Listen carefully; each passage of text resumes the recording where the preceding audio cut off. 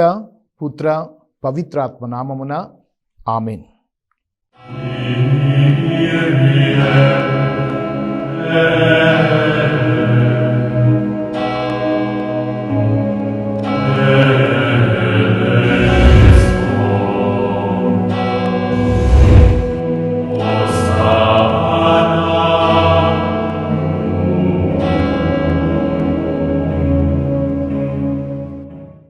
దివ్యవాణి ప్రేక్షకులకు, ఈ వాక్యమును వీక్షిస్తున్న విశ్వాసులందరికీ క్రీస్తు సందేశము అనేది ఈ కార్యక్రమానికి దివ్యవాణి టీవీ తరపున మేమందరినీ ప్రేమపూర్వకంగా ఆహ్వానిస్తూ ఉన్నాను. దేవుడు మనందరికీ మరొకసారి ఇచ్చిన గొప్ప అవకాశం ఈ ఆగమన కాలము. మరొకసారి మరి ఆగమన కాలంలోనికి ప్రవేశిస్తూ నిరీక్షణ కాలముగా, క్రీస్తు జన్మదిన కాలముగా, క్రిస్మస్ పండుగకు సిద్ధపాటు కాలముగా అనేక పేర్లతో మనం ఈ ఆగమన కాలానికి అడుగు పెడుతూ ఉన్నాం. ఈ ఆగమన కాలాన్ని అనేక పేర్లతో పిలుస్తూ ఉన్నాం. ప్రియులారా, క్రీస్తు జన్మదినానికి సిద్ధపడుతూ ఈ వాక్య పరిచర్యలోనికి అడుగు పెడదాం. ఈనాటి ధ్యానాంశము, నేనేం చేయవలేను, క్రిస్మస్ పండుగకి నేనేం చేయాలి, ఈ ఆగమన కాలంలో నేను ఎలా సిద్ధపడాలి, ఈ అంశం మీద ఈరోజు మనందరం కూడా ధ్యానించుకుందాం. న్యాయాధిపతుల గ్రంథములో 13వ అధ్యాయములో 8వ వచనం నుంచి మనం చదువుకుంటూ ఉన్నాం. ముఖ్యముగా న్యాయాధిపతుల గ్రంథములో 13వ అధ్యాయములో మనందరం చూసుకుంటాము. 2వ వచనములో, ఆ కాలములో జొరాసీమలో మనోవా అను దాను వంశస్థుడొకడు నివసించుచుండెను. అతని భార్య గొడ్రాలు. ఒకనాడు దేవదూత ఆమెకు ప్రత్యక్షమై, నీవు గొడ్రాలువు, కానీ ఇక గర్భవతివై ఒక బిడ్డను కనెదవు, కనుక నీవు జాగ్రత్తగా ఉండుము అని మరి జొరాసీమలో దాను వంశస్థుడు ఒకడు, అతని భార్య గురించి, ముఖ్యముగా ఈ దాను వంశస్థుడు ఎవరు, అతని భార్య ఎవరు అంటే, వీరు సంసోను తల్లిదండ్రులు. వీరికి బిడ్డలు లేరు.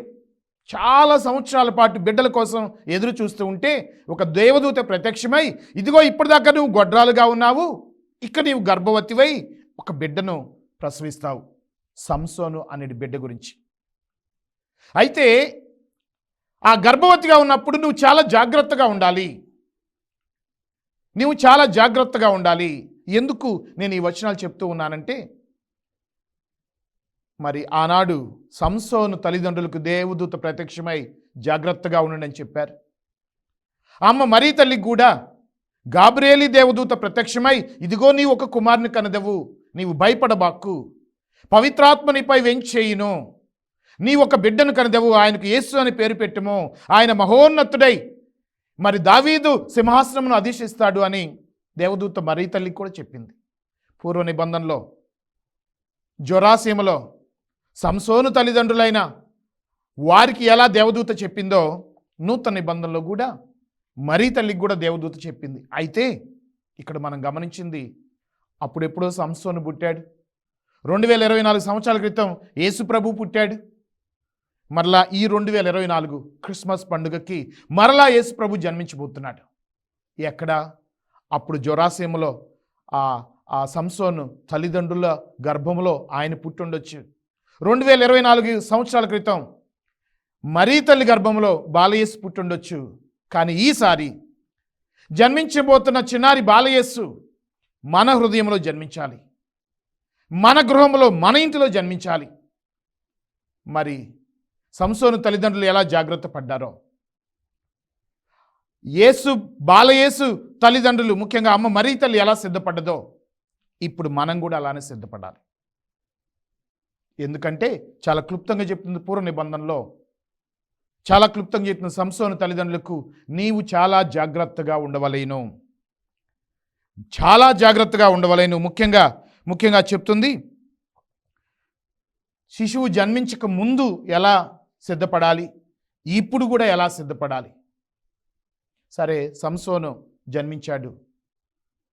ముఖ్యంగా ప్రియులారా, బాలయేసు జన్మించేటప్పుడు ఆ జోజప్ప మరియమ్మ గారులు ఎన్ని అవస్థలు పడ్డారో మనకు తెలుసు.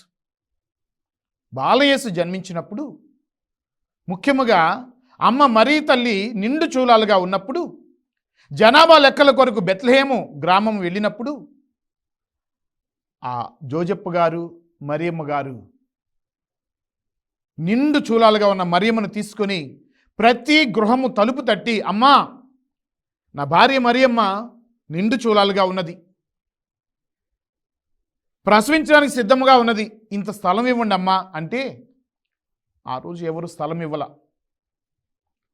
ప్రతి తలుపు తట్టారు, ప్రతి ఇంటి గడప తొక్కారు, కొంచెం స్థలం ఇవ్వండి, మా చిన్నారి బిడ్డ జన్మించబోతున్నాడు, కొంచెం స్థలం ఏంటంటే ఎవరు దయచూపల, ఎవరు స్థలం ఇవ్వాల, ఎవరు కూడా తలదాచుకోవడానికి స్థలం ఇవ్వాల. చివరికి ఎవరు స్థలం ఇవ్వకపోయేసరికి, ఎవరు ఇంత కనికరం చూపకపోయేసరికి, చివరికి నిండు గొడ్డాలుగా ఉన్న మరియమ్మ జోజప్ప గారు ఒక పశువుల పాకలోకి వెళ్ళి లోకరక్షకుడైనటువంటి ఆ యేసు ప్రభుని ఒక పూరి పాకలో పశువుల తొట్టిలో ప్రసవించింది. ఆనాడు ఎవరు గుర్తించలా, ఆనాడు ఎవరు తెలుసుకోలా, ఆనాడు ఎవరు కూడా ఈయన లోకరక్షకుడు అని ఎవరికి తెలియదు. కానీ ఈరోజు మనందరికీ తెలుసు. ఆనాడు తెలియక పశువుల పాకలో జన్మించాడు బాలయేసు. కానీ ఈనాడు మన హృదయాల్లో జన్మించాలి, మన గృహాల్లో జన్మించాలి. ఏం చేద్దాం? 2024 ఏళ్ల క్రితం ఎలా జోజప్ప గారు మరియమ్మ గారు ఇంటింటికి వెళ్ళి తలుపు తట్టారో, ప్రతి గృహానికి వెళ్ళి వాళ్ళని సహాయం అడిగారో, ఈరోజు ప్రతి హృదయం అనేది గుండె చప్పుడు దగ్గరకు వచ్చి అడుగుతున్నారు. మన హృదయాన్ని తడుతున్నారు మరియమ్మ జోజప్ప గారు. అయ్యా, మీ హృదయంలో ఇంత చోటిస్తారా? అమ్మా, మీ హృదయంలో ఇంత స్థలం ఇస్తారా?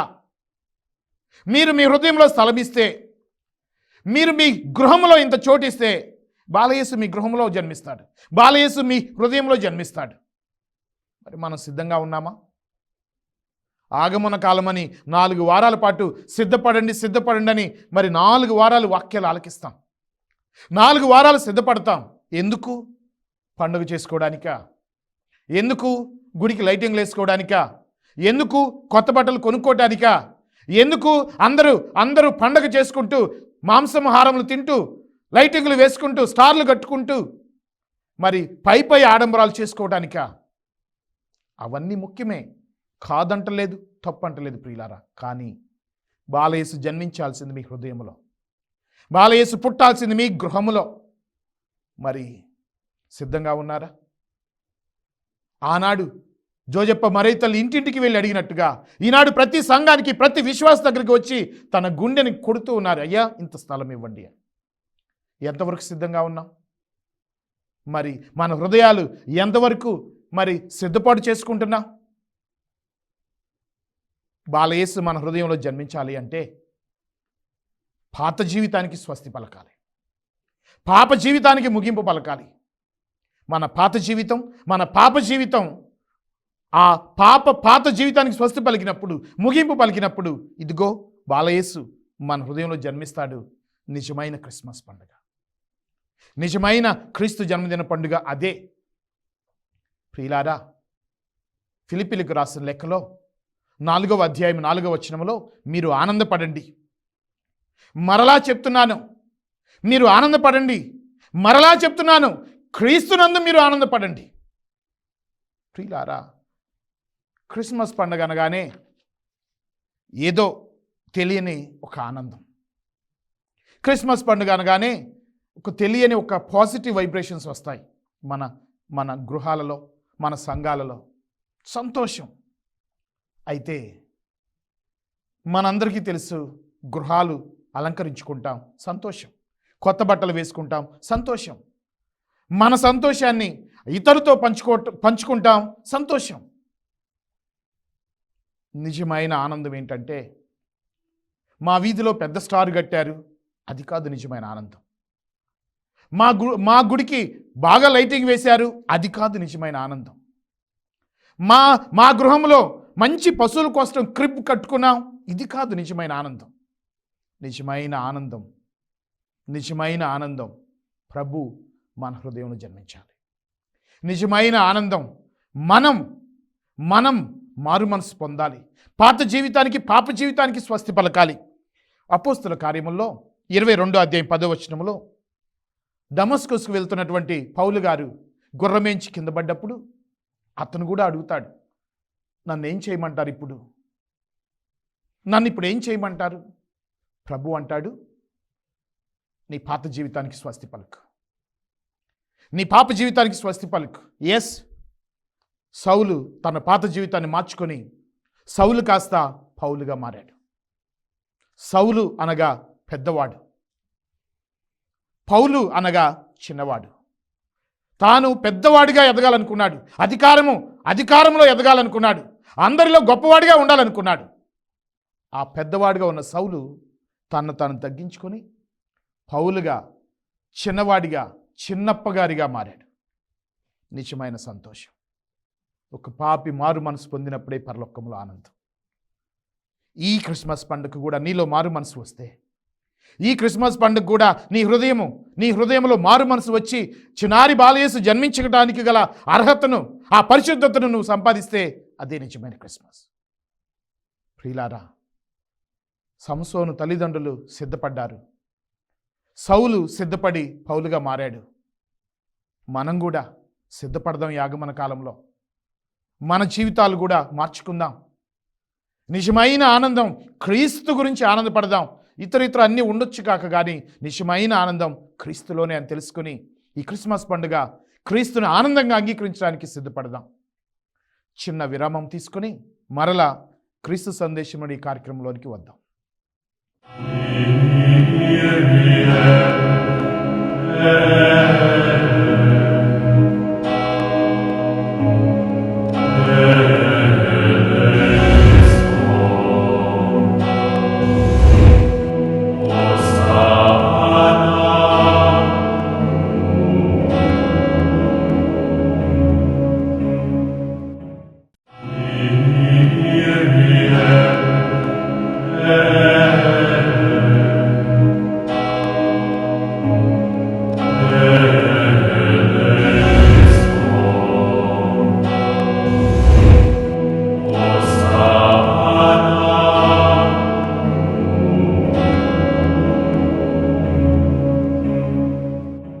క్రీస్తు సందేశం అనే ఈ కార్యక్రమానికి విరామం అనంతరం తిరిగి మిమ్మందరినీ ఆహ్వానిస్తూ ఉన్నాం.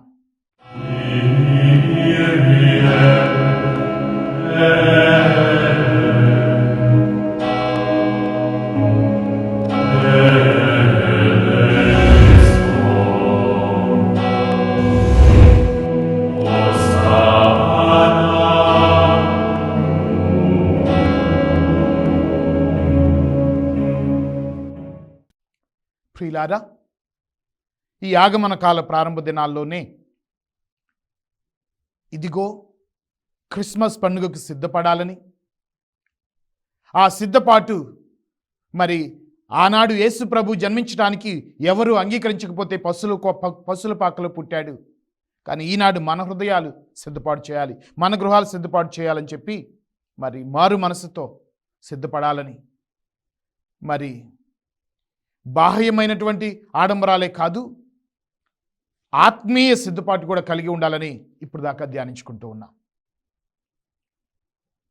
సౌలు పౌలుగా మారి మరి ప్రభు రాకడ కొరకు సిద్ధపడ్డట్టుగా మనము కూడా సిద్ధపడాలని ధ్యానించుకుంటూ ఉన్నాం. మరి ముఖ్యంగా ఈ సిద్ధపాటు గురించి పూర్వ నిబంధనలో యెషయా గ్రంథంలో 40వ అధ్యాయములో చక్కని మాటలున్నాయి. యెషయా గ్రంథము 40వ అధ్యాయము 3వ వచనములో,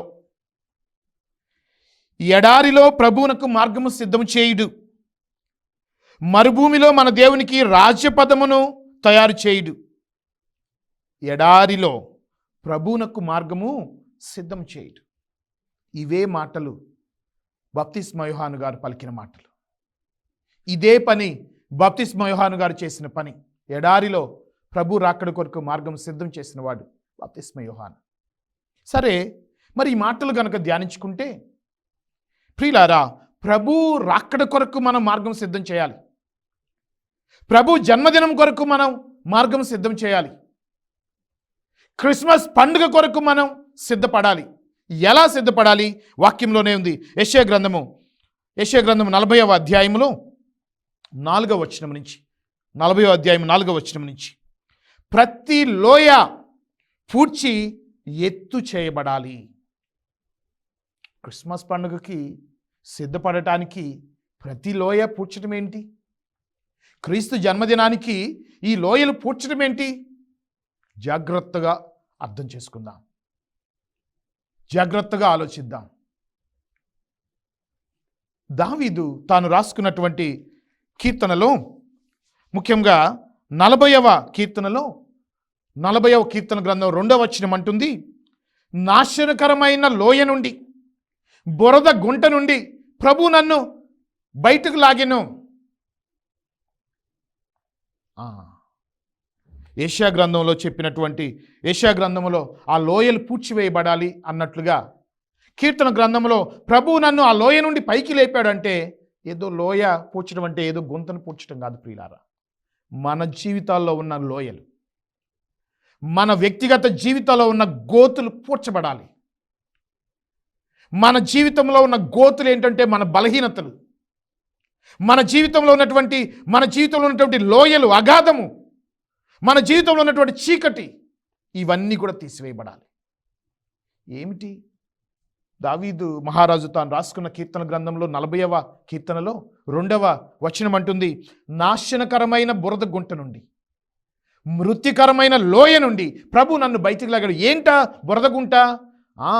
వ్యభిచారం అనే బురద గుంట. ఏంటి ఆ లోయ? పాపము అనేటువంటి ఆ లోయ నుంచి, ఆ బురద గుంట నుంచి ప్రభు నన్ను బయటికి లాగాను. ఎస్, దావీదు తను వ్యభిచారం అనేది మురికి గుంటలో ఉన్నప్పుడు, పాపము అనేది లోయలో ఉన్నప్పుడు దేవుడు దావీదుని నాతాను ప్రవక్త ద్వారా బయటికి లాగాడు. ఈ క్రిస్మస్ పండుగకి మనం కూడా అలా బయటికి లాగబడాలి. ఏ లోయలో ఉన్నావో, ఏ గోతిలో ఉన్నావో, నువ్వు పాపం చేసుకుంటూ నీవు పడిపోయిన బలహీనతలోనే ఉంటూ క్రిస్మస్ పండుగ వస్తుంది, సిద్ధపడుతున్నాను, పండుగ చేసుకున్నాను అనటం వ్యర్థం. నీ పాపం నువ్వు చేస్తూ, నీ బలహీనతలో నువ్వు ఉంటూ క్రీస్తు నాలోకి రావాలంటే రాడు. నీలో బలహీనతలు ఉంచుకొని, నీలో లోయలు ఉంచుకొని ప్రభు నా దగ్గరకు రావాలంటే రాడు. ఎలా వస్తాడు? నీ దగ్గరకు రావాలంటే లోయలు, గుంతలు ఉన్నాయి. ఆ గుంతలు పూడ్చబడాలి.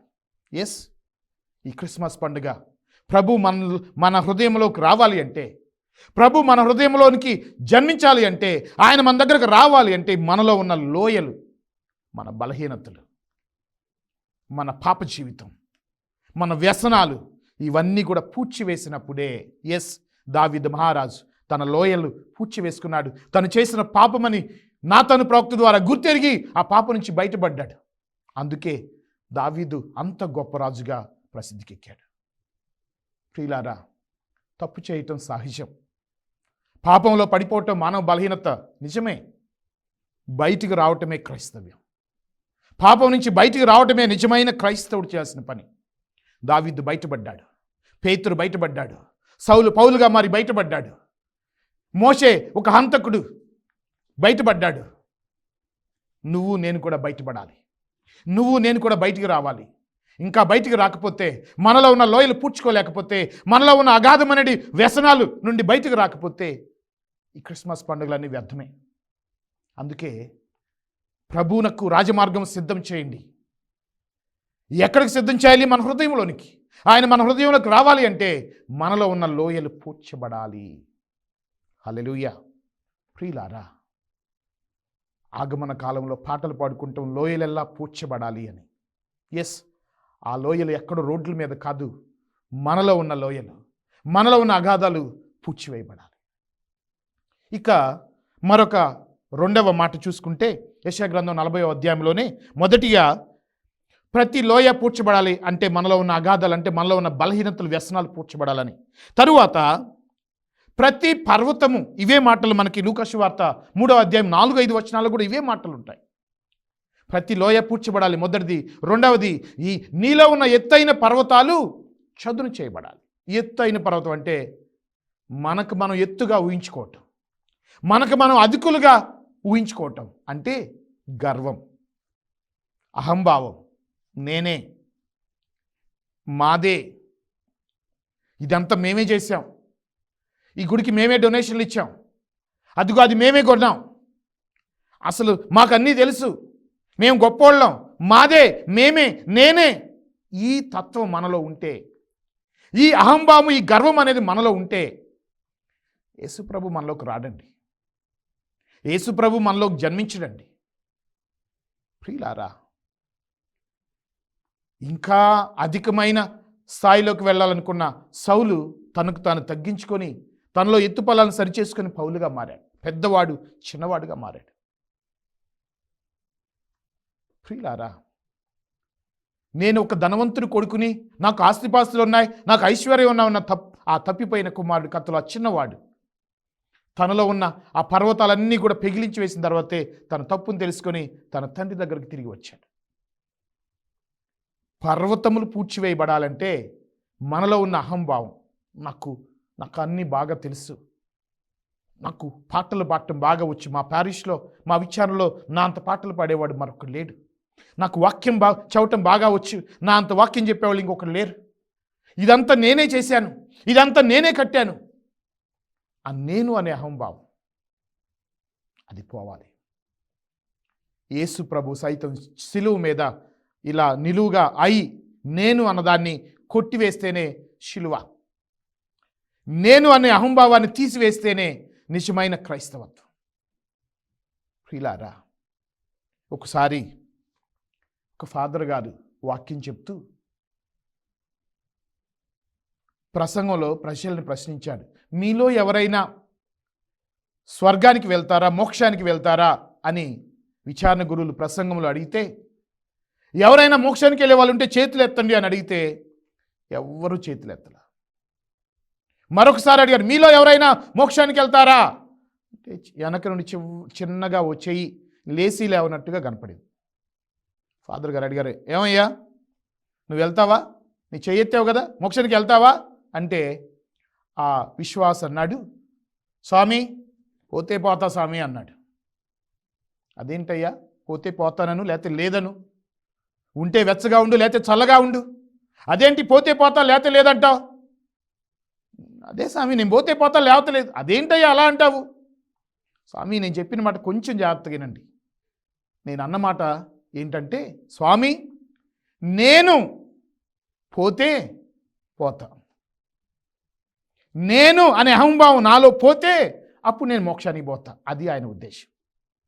ప్రియులారా, మన జీవితాల్లో నేను అనే అహంభావం ఎప్పుడైతే పోద్దో, నేనే అన్న గర్వం ఎప్పుడైతే పోద్దో, ఆ రోజు ఆ క్షణాన మనలో ఈ ఎత్తైన పర్వతాలు చదును చేసుకున్నట్టే.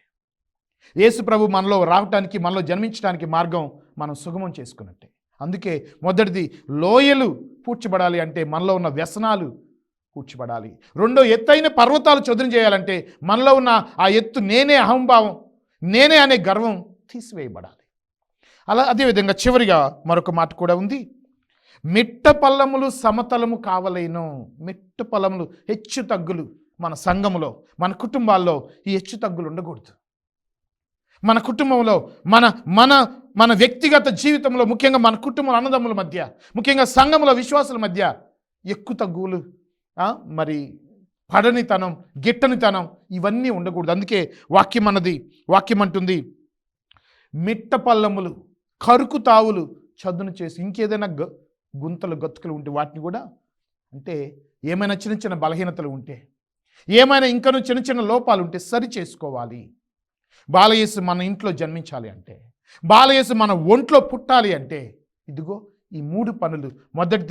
మొదటిగా లోయలు పూడ్చబడాలంటే మనలో వ్యసనాలు పూడ్చివేయబడాలి. పర్వతములు చదును చేయబడాలంటే నా అనే అహంభావం మనలోంచి తీసివేయబడాలి.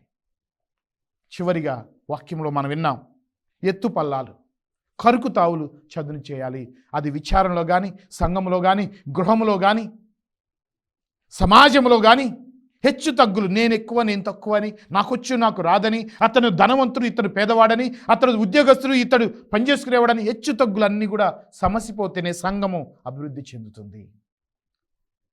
కుటుంబంలో అందరూ సమానం అనుకుంటేనే కుటుంబం ఎదుగుతుంది. కాబట్టి ప్రియులారా, ఈ క్రిస్మస్ పండుగకి మరి సంఘంలో కానీ, సమాజంలో కానీ, కుటుంబంలో కానీ హెచ్చు తగ్గులు, మరి భేదాభిప్రాయాలు, తారతమ్యాలు ఉండకూడదు. నేను ఆ వర్గము, నువ్వు ఈ వర్గమని, నేను ఉద్యోగస్తుని, నువ్వు పేదవాడి కూలివాడివని, నేను చదువుకున్నవాడిని, నువ్వు చదువు లేనివాడివని తారతమ్యాలు మనలో పోవాలి. సంఘము అంతా ఒకటే. క్రైస్తవులం అందరము క్రీస్తులో ఏకముగా అవ్వాలి. ఈ క్రిస్మస్ పండుగ అలాంటి సఖ్యతను, అలాంటి ఐక్యతను మన కుటుంబాల్లో, మన సంఘంలో రావాలని అందరం కలిసి మరి ప్రత్యేకంగా ఈ క్రిస్మస్ పండుగకి సిద్ధపడదాం. చిన్న ప్రార్థన చేసుకుందాం.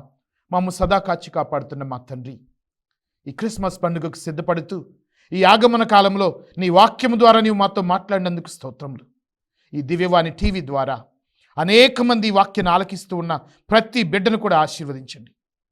ప్రతి బిడ్డ కూడా ఈ క్రిస్మస్ పండుగకు అర్థవంతముగా సిద్ధపడుతూ మా జీవితాల్లో కూడా లోయలను, బలహీనతలను పూడ్చివేసుకుంటూ, ఎత్తైన పర్వతాలను మరి మేమే అనే గర్వాన్ని చదును చేసుకుంటూ, భేదాభిప్రాయాలన్నీ కూడా తీసివేసుకుంటూ అర్థవంతమైన క్రీస్తు జన్మదిన పండుగకు చేసుకోవడానికి మమ్మల్ని సిద్ధపరచమని, మమ్మందరినీ ఆశీర్వదించమని చిన్ని ప్రార్థనను అమ్మ మరీ తల్లి ప్రార్థనా సాయంలో యేసయ్య అత్యంత శ్రేష్టమైన నామములో అడిగి వేడుకొనిచున్నాం తండ్రి. ఆమేన్. Yes.